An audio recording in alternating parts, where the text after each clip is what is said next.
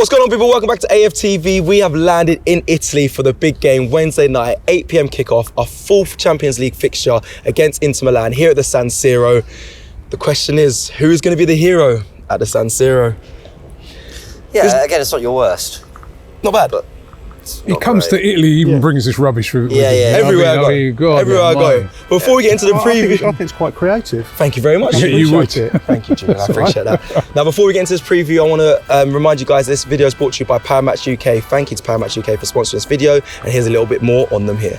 Arsenal face Inter Milan in the Champions League for the first time since their famous 5-1 win nearly 21 years ago. Jeez, I was 8. Mad. Long time ago. That night, Arsenal's star was undoubtedly the king himself, Thierry Henry, who bagged a brace. The Gunners now have a new star boy in the form of Bukayo Saka, the English winger with 11 goal contributions in just 12 starts this season. Our friends over at Powermatch UK are offering you an enhanced odds of 50-1 on Bukayo Saka to score against Inter Milan. And to claim this offer, simply create a Powermatch UK account, opt into the promotion, and then place a £1 bet on Bukayo Saka to score. Come on, Saka. Remember, guys, you must be 18 or over and a UK resident, and full terms and conditions do apply, with all links you need in the description below. Please, please, please gamble responsibly, and a huge thank you to Powermatch UK for sponsoring this video. All right, people, I'm going to do this because everyone at the airport said, oh, I'll take a draw, I'll take a draw. Would you take a draw now?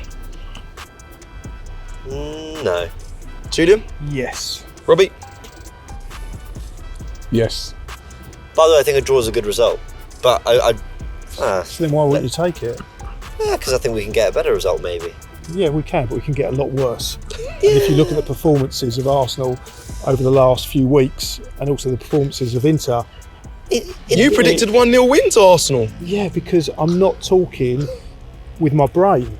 And that's the reality. Since been on this trip, we know that. Yeah, I'm not talking with my brain. I'm talking as an Arsenal fan and what I want and what I desire, rather than what the rational result could be when you look at the facts. I don't think a defeat destroys anything for us in terms of our pursuits for the Champions League. So it'd be disappointing, it'd be a continuation of the poor run we're on. But if we can get a win, that can really reignite something in the players ahead of playing Chelsea. So I wouldn't take. I'd risk it on getting a win. All right, Robbie, let me come to you. It's interesting that the three table toppers in the Champions League are English sides. We're currently sitting in 9th, Inter Milan are in 7th. How are you feeling ahead of this game? Because like I said, everyone before we left was a bit worried. Obviously, all the news, there's the results and the performances of past, and also Edu leaving and all that. Everyone's a bit worried, but where are you ahead of this game? My focus is on Sunday, that game against Chelsea. Now, that's not to say that Your brother will be saying you're disrespecting. No, that's not to That's say. what he'll be saying right now if he was here. If Laurie was here. In no way am I disrespecting Inter, because Inter are a team that have got brilliant European pedigree. Mm-hmm. They won their league last year. They're one of the best teams in Europe.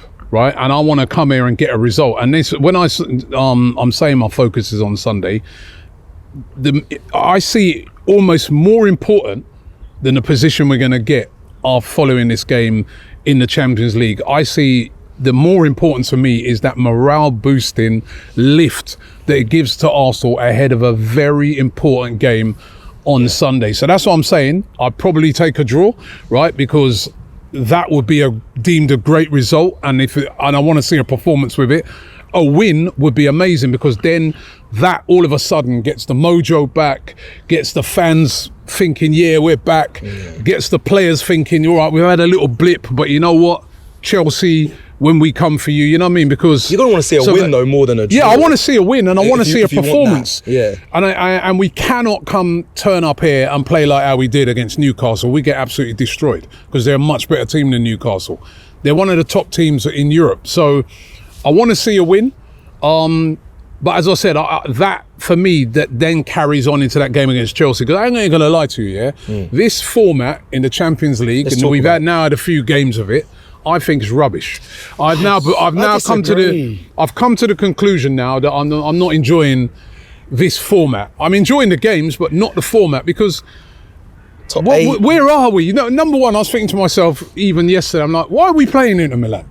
Who decided that we just plucked? The computer decided. Yeah, Just randomly pluck that team. But it wasn't random. It wasn't random. They do that in the old format. In group stages, they do that in the old format. It was done seeded. It's rubbish, Julian. Like to me, not right? We it's not played. rubbish. We I'm with played. you, yeah. I'll give you right. We It's played. an opinion. If he says it's rubbish for him, My opinion, yeah. It is my for Robbie, opinion. it's rubbish. It is my opinion, but I'm just saying. Like for instance, we played PSG. Great win over PSG. I want to go back and play them again at their place, Well, have you- like what we used to do. Yeah, I mean, back and fancy we're going playing. there. We're playing Inter. I want to be able to bring Inter back to the Emirates and play them. Not this little random. Yeah, then you move on to this team and that team. Format. And you have to I'm embrace not- change. Change, yeah. And if anything, I'm trying to, but I'm not all right, feeling it. if I'm giving you anything, my opinion. If you play the same team twice, it becomes a little less interesting. It We're does. playing, I don't we're think playing it does. eight- It does. We're playing 8 different teams. I agree. 8 different styles. I'm not going to say 8 different countries because obviously we've been here in the last few weeks. Yeah. But it does make it more interesting in one sense, I agree. as much as there is a prize here that's harder to attain than in the group stage, which is that top 8. But the flip side to that is, if we lose, it's no big deal because we're still going to go through. We're just going to have to play the qualifying Play round, more games, and that's yeah. why I think Can affect. the performance tomorrow could be interesting in as much as he doesn't have to play as defensive, because if we lose, we're still going through. there's So I think we can go for it. It seems like there's less jeopardy on these games I for me, agree. right? And it's like we're just drifting through until we get to that stage Yeah. when then things are on it, and then it gets more serious. That's always been the group stages. And then now I'm just looking at it, and I'm just saying it's only for TV money. That's how I'm looking at it. I'm not enjoying. Are you not enjoying this- going to different places? Listen, The I big- will the big always teams enjoy and- going and watch my team play. I'll always enjoy coming to the San Siro. I'll always enjoy these big games. But what I'm saying is, the jeopardy on it doesn't seem to be the same as when we're playing them home and away. That's when, to me, it's like a proper game. I don't know. Can I jump in there? I liked it in theory. I thought the draw was so exciting. Or Yeah. what 8 teams are we going to get? And actually, it is true that. And by the way, I think there's room for football not always being so intense and always having major jeopardy. It's a long season. You're going to get lots of moments like that. So I don't mind that it's slightly calmer at this stage of the season. But I think the result that really told me that there's a flaw in this is the Lille-Real Madrid result. Lille beat them 1-0. Did it matter? Like, okay, yes, it did for Lille, and yes, they put 3 points on the board. But once upon a time, that win for Lille in a group stage with Madrid would have given them an immense chance of maybe qualifying to the next round. And then you get groups of death where AC Milan, Dortmund, PSG, and Newcastle all in one group, so you knew you were losing 2 of them. That meant somewhere else somebody was getting an opportunity. Now we're in this situation where basically the best 8 will be filtered to the top. Yeah, After 8 yeah. games, they will get there. It's- And then the qualies will just make sure that, again, probably the next best 8 will make it through. And it just feels like Lille beating Real Madrid, if they did in the group stage last season, that would have felt massive. Now it just feels like, okay, brilliant, we've got another 7 games to go to see if we've actually It's the same got sort what of we system, need out of that. James. It's like, like the NFL and the NBA, like the sort of season where you're just playing loads and loads and loads of games, but there's going to be a load of teams that still go through anyway. And I don't know. I'm not feeling it. I've tried to give it a chance. Right? It could But get good though, Robbie. As we get to those final 2 weeks, it could be really and good. it could be on the later parts of it. Maybe it gets more. Yeah. But to me, we've just been drifting along till we get to the latter parts. Then it's going to get exciting. Whereas I don't to know, me, beforehand, there felt like there was more on it. If we was playing PSG home and away, all right, we beat them at home. Now we've got to go away there and try and beat them. Yeah. If we was playing Inter at home and say we've got a result again, now we've got to come to the San Siro and try and do that. Now, it's a bit I don't different. know. I think if we was Villa and was sitting top of this Champions League table, I think people would be a bit more. I enjoy it. I'm glad that people that are in that bottom 8 don't get to drop into Europa League as well. I'm glad they just get completely knocked No, well, out. I didn't like all that these. either. I That was like all another these joke. things. I think you come third place and drop into the Europa League. That was it's a joke ridiculous. as well. So I'm enjoying the new format. Especially because it cost us a Europa or 2. Let's not go into that. Yeah, let me come to you again, James, just Yeah. on this fixture against Inter Milan Yeah. and kind of what you know about them. I've watched quite a bit of them actually of late, and I see they like to use the wide play. They love to use. They got good wingers. They got a good team actually. Yeah. I'm not disrespecting any of the players, but they seem to use wide play and get it into the box. And Lautaro Martinez is there scoring goals. Thuram scores goals, but that is where it seems like they seem to attack. So, okay, I don't profess to be an expert on Inter Milan whatsoever. My cousin's a big Inter fan, so I should know more than I do. But here's what I do understand of them. Inzaghi, a casual will see Italian football team that play through at the back and think, all right, they're going to be quite pragmatic. Yeah. They play out the back. They are a team that like to play. Bastone's a very progressive, exciting, I won't say young defender, but I think he's probably 24, 25 or something Very now good already. player. Their wing backs in either Dumfries or DeMarco, but you've got Darmian there as well. Good. They get really high and wide and they can cause loads and loads of problems. And actually, I remember Tuchel and Conte always did this really well against Arsenal, where you'd feel like you were quite comfortable in a game, but wing backs can sort of be on the outskirts of the match, and then suddenly, like it's such a, when you nail the 3-4-3 tactically, it's a great formation. Now they play with 2 up front and a 3-man midfield, which means they've got 3 centre backs, they've got 3 central midfielders, they've got the wing backs covered, and they've got 2 strikers up front occupying. On paper, it's like the perfect formation. It's never really worked in English football. We've never really seen too many managers have much success with it in the last sort of 10 years. It's been more the 3-4-3. But it's something that could cause Arsenal problems if we don't get a hold of this game. So what I'd say is they've got problems all over the pitch. Barella, Mkhitaryan, they were saying, has actually been like he's really kind of come alive for Inter Milan. He's actually seen, I was talking to an Inter Milan fan about his work rate, supposedly he's massive. Çalhanoğlu apparently is going to be back for this game. So they've got problems that I think Arsenal could struggle to deal with. But if we get our foot on the ball, what you do is you force their wing backs back, then you're outnumbering them in midfield. The strikers don't get a sniff of the ball. They tend to have a lot more possession than the teams they play, though, and a lot of fixtures I've seen. They play. Because they're one of the side. strongest teams in Italy, that's why. They're always going to have more possession. It's interesting because, like you said, from afar, I looked at them for all. There's a stat, they have the oldest average age of any team in the Champions League. So they've got a lot of old players, experienced players, and I thought towards the end then they must fade. But I've actually seen them, a lot of their games are getting late minute winners. So I don't. Where do you see Arsenal? Where do you see Arsenal really prevailing against Inter Milan? Let's remember, right, Arsenal are a very good side, right? And that's up fair. until that international break and the defeat against Bournemouth and the defeat against Newcastle, we'd probably be coming here really, really confident that we could get a result, right? But I think with Arsenal, listen, we've got the tools to win this game. We've got the players to win this game, right? But we've got to lift the confidence. I mean, those players will be feeling a bit low. They'd have felt the criticism. Arteta would have felt the criticism. And James was saying it just before we came on. He's under a lot of pressure. This is a big game against a big side with a lot of European pedigree, and you're judged when you play these type of teams. What are you going to do away at the San Siro? I've been here before. There's a very great atmosphere in there. The fans are right on top of you. This is not an easy place to come and play, right? So this is going to be a very, very tough game for us. But we've got the players. You know what I mean? Those players just need to stand up now and be counted for. I mean, you've got Declan Rice, you know what I mean, who's a top player. You've got Saka, you've got, Martinelli, all these guys, you know what I mean, there's Saliba, Gabriel. These, you've all been spoken about as being top players, which they all deserve to get spoken about. These are the nights. Yeah.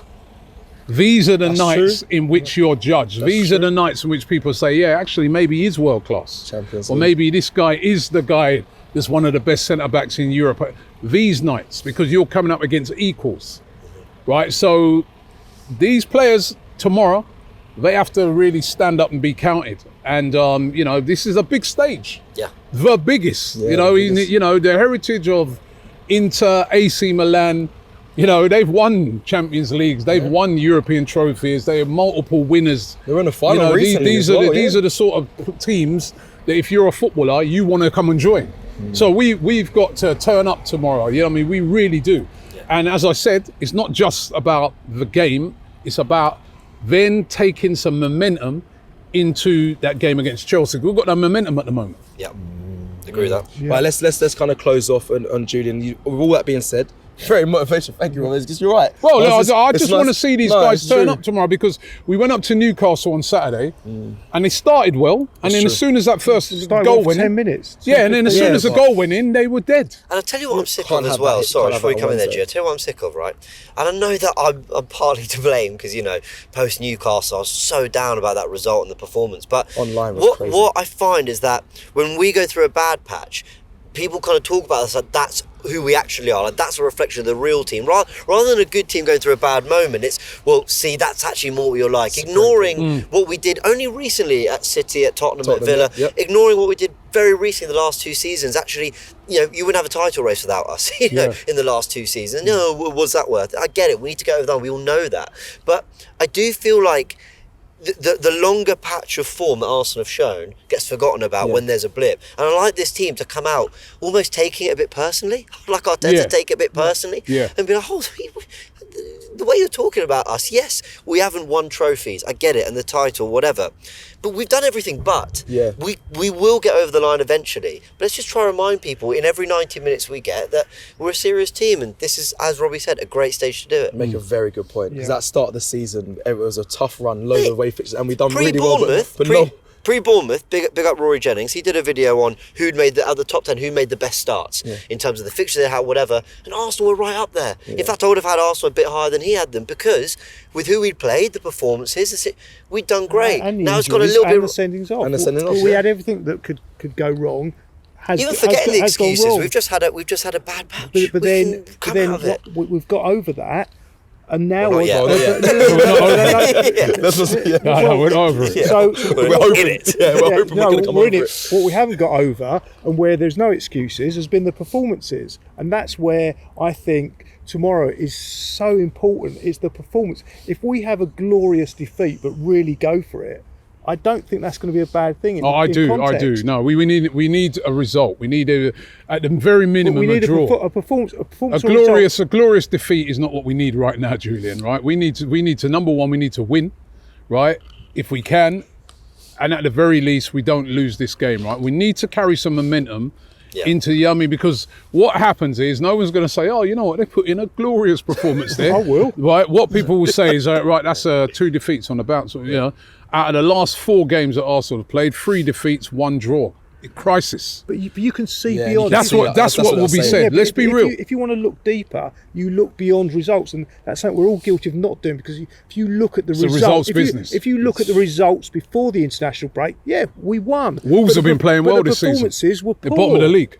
I don't think the performances were poor. A lot of those home games, we struggled in those home games before the international break against lower quality opposition, but we got the results. Again, I think that was overblown. I don't think we struggled. Leicester, it should have been a 6-0, not a 4-2. Southampton, we beat them 3-1. We were a bit underwhelmed with the performance. City only sort of, just about did it 1-0 the other day, although they probably had tried. I didn't watch back the highlights. PSG, I thought we made a mockery of them at the Emirates. It was comfortable. PSG, I don't think we've been. I wouldn't. I'd say we're best performance of the season. Yeah, I'd say where we've been poor is since we've come back after that international break. That's when we've been poor. I agree. Right? We've come back after that international break, because you can look at teams and you can say, right, we didn't wipe the floor with them, but we still beat them pretty handsomely. Right?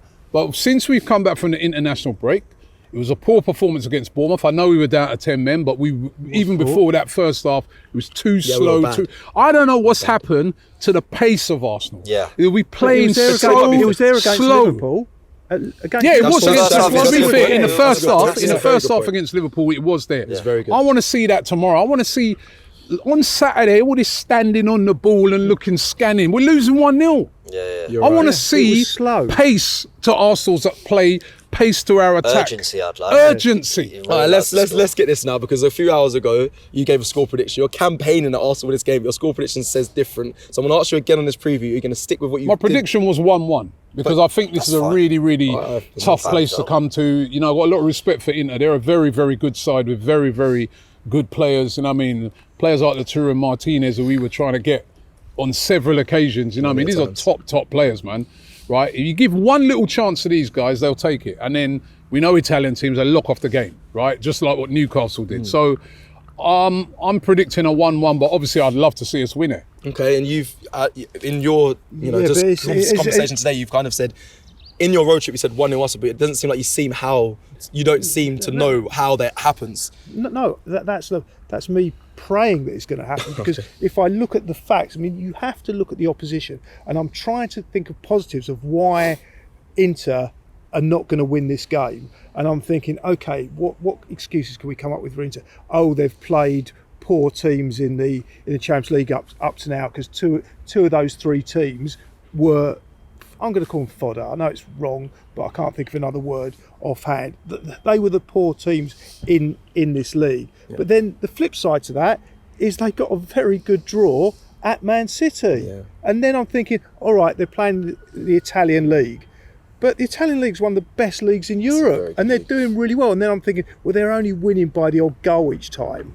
And I think, That's what they do in Italy. That's what they do in Italy. And they've only lost one game. Inter fans will tell you they're not in their best form at the moment. Inter, according to Inter fans, anyway. But they're still getting results. Venezia gave them quite a game. But I actually watched that game, and they could have drawn that quite easily. Last minute, the last minute goal that was ruled out, but also they had some good chances. But the other side of it is Inter had some great chances, and it should have actually been more. And the only thing I can grab hold of is maybe the forwards aren't that efficient, but then I look at the forwards and I think they are. So I'm really struggling. I'm really struggling to see this Inter team getting beaten. So it's all hope. Your score predictions. No, because I have to go back to past experiences. And November 2003. Arsenal had lost 3-0 against Inter. We've got absolutely hammered at Highbury, and we've come here and we're absolutely... Title of this video, Julian's score prediction. That's it. Based off of what happened in 2003. Sounded like tired. We ended up winning 5-1. But we ended up winning 5-1. And I just grab hold of that, and I know it's not going to be 5-1. Everything rationally says we're going to lose, but I can't say it. Okay, James, after all of that. So it's going to be 1-0 to the Arsenal. Okay, score prediction, James. I delusionally and rather hopefully and motivationally went for a 2-1 and forever Arsenal to Arsenal. But deep down, I think this has 1-1 on it. If we score more than one, having been so blunt against Newcastle, not really been at it away at Bournemouth, that would really surprise me if suddenly discovered the goals. So much of it, I don't want to keep throwing context out there, but let's say he throws one area in there. Does that just inject something? I don't know. I wouldn't mind seeing Wayne Euro. I wouldn't mind seeing Sterling. Predictive 11 videos coming. Yeah. Don't start. I'll go 1-1. I'll go 1-1 because I don't think we're going to have more than one in us. And look, they've got quality. We're not quite as confident about it. We've conceded, I think, is it 10 goals in 11 Premier League? Sorry. 10 goals in 10 Premier League games, or 11 in 10. That's appalling for the standards. We had 3 clean sheets in our first 4 games. What the hell's happened since then? So, 1-1 for me. And I'm going 1-1 as well. So that's our score predictions. Let us know your score predictions in the comments below. Like the video. Just before you end, there is an interesting connection between Preston and Inter Milan. And we're not going to tell you about it. It's very interesting in as much as they both originated from cricket clubs.